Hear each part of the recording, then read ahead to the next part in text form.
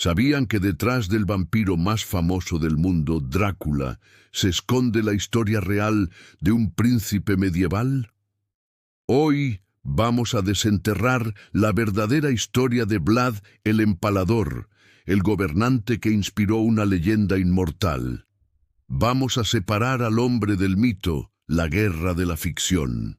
Pocos líderes europeos dejaron una huella tan sangrienta y controvertida como Vlad III, el príncipe de Valaquia. En el siglo XV, su nombre era sinónimo de terror para sus enemigos y de orden para su pueblo. Pero, ¿cómo pasó de ser un héroe de guerra cristiano a la encarnación del mal en la novela de Bram Stoker? Para entenderlo, tenemos que viajar a su turbulento pasado. Vlad nació alrededor de 1431 en Transilvania. Su padre, Vlad Dracul, era miembro de la prestigiosa Orden del Dragón, una hermandad militar creada para defender a Europa de la expansión otomana. De ahí viene su famoso nombre. Dracul significaba dragón, y Drácula simplemente quería decir hijo del dragón. La connotación demoníaca que asociamos hoy con esa palabra vendría mucho después. La infancia de Vlad estuvo marcada por la violencia y la traición. En 1442, él y su hermano menor, Radu, fueron enviados como rehenes a la corte del sultán otomano. Esta era una práctica común para asegurar la lealtad de los gobernantes vasallos. Pero para Vlad, esta experiencia fue una escuela brutal. Allí aprendió el idioma, las estrategias militares y, sobre todo, la mentalidad del Imperio Otomano. Fue testigo de su crueldad y desarrolló un odio profundo hacia ellos. Mientras tanto, su hermano Radu se adaptó, convirtiéndose en favorito del sultán y, años más tarde, en su principal rival por el trono de Valaquia. Tras el asesinato de su padre y su hermano mayor, el poder en Valaquia era un caos. Vlad intentó tomar el trono en 1448 con apoyo otomano, pero fue un reinado breve y fallido. Su verdadera oportunidad llegó en 1456, cuando, con el apoyo del regente de Hungría, Juan de Hunyadi, finalmente se consolidó como príncipe de Valaquia. Y aquí es donde comienza la leyenda. Valaquia era un desastre. La nobleza, los boyardos, conspiraban constantemente. La economía estaba por los suelos y el país estaba atrapado entre dos superpotencias, Hungría y el Imperio Otomano. La solución de Vlad fue radical y aterradora.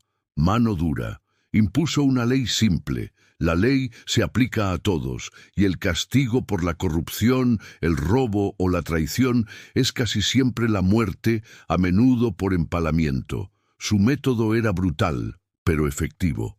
Castigó sin piedad a los boyardos que habían traicionado a su familia, eliminó la corrupción y estableció una disciplina de hierro. Nació así la leyenda de la seguridad absoluta.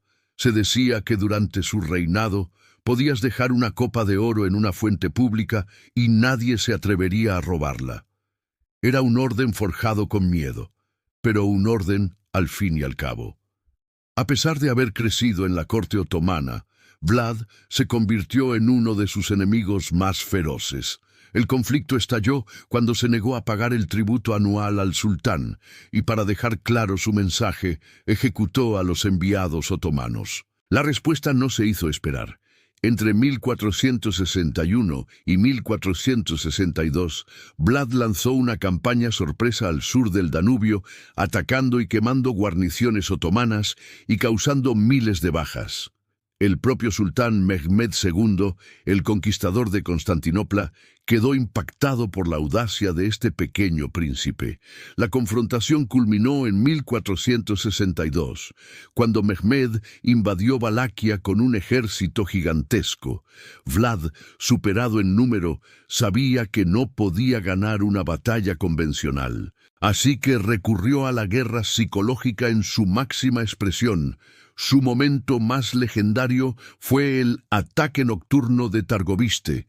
Lideró un asalto audaz al campamento otomano con el objetivo de asesinar al mismísimo sultán. Aunque no lo logró, sembró el caos y el pánico entre las tropas turcas, que sufrieron enormes pérdidas. Pero el golpe final fue visual. Cuando Mehmed y lo que quedaba de su ejército se acercaron a la capital, Targoviste, se encontraron con una visión apocalíptica, un bosque de estacas con los cuerpos empalados de más de 20.000 prisioneros otomanos. El mensaje era claro: no pasarán. El impacto fue tal que el sultán, horrorizado y temiendo más emboscadas, ordenó la retirada. Esta macabra exhibición se convirtió en la victoria simbólica más famosa de Vlad. ¿Cómo lo hacía? Vlad era un maestro de la guerra asimétrica. Utilizaba tácticas de guerrilla. Aprovechaba el terreno montañoso y boscoso. Realizaba ataques sorpresa. Quemaba cosechas para cortar suministros y, por supuesto, empleaba el terror como arma. Sus atrocidades, especialmente el empalamiento, no eran simples ejecuciones. Eran mensajes calculados para desmoralizar al enemigo. Los propios turcos le dieron un apodo que lo decía todo: Cacique Bey, que significa el príncipe empalador. La fama de Vlad, o su infamia, se extendió por toda Europa como la pólvora. En Occidente, el Papa y otros líderes cristianos lo veían como un campeón de la cristiandad, un muro contra el avance otomano.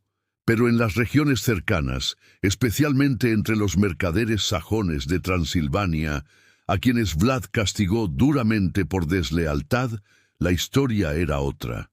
Ellos financiaron la impresión de panfletos que lo describían como un monstruo sádico, un tirano sediento de sangre. Estos panfletos, impresos en ciudades alemanas, fueron una de las primeras campañas de propaganda de la historia y ayudaron a forjar su doble reputación de héroe y villano. Sin embargo, su reinado no duraría. El sultán otomano apoyó a su hermano Radu el Hermoso para que tomara el trono de Valaquia. Vlad tuvo que huir y fue capturado y encarcelado en Hungría durante varios años. Aunque tuvo un breve regreso al poder, su vida terminó alrededor de 1476, probablemente en una emboscada. Su muerte, al igual que su vida, está rodeada de misterio. Entonces, ¿cómo saltamos de un príncipe medieval a un vampiro chupasangre? Pasaron 400 años. La leyenda de Vlad se mantuvo viva en Europa a través de cuentos populares, crónicas y relatos que mezclaban su heroísmo con su brutalidad. Su fama ya era una mezcla explosiva de realidad y exageración. Y aquí entra Bram Stoker. En 1897, el escritor irlandés estaba buscando un nombre impactante para el villano de su nueva novela gótica. Investigando sobre la historia de Europa del Este, se topó con el nombre Drácula. Le fascinó. Es importante aclarar que la novela de Stoker no es una biografía de Vlad. De hecho, Stoker sabía muy poco sobre la historia real del príncipe.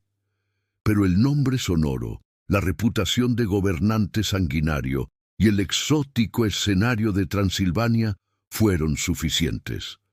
La combinación fue perfecta.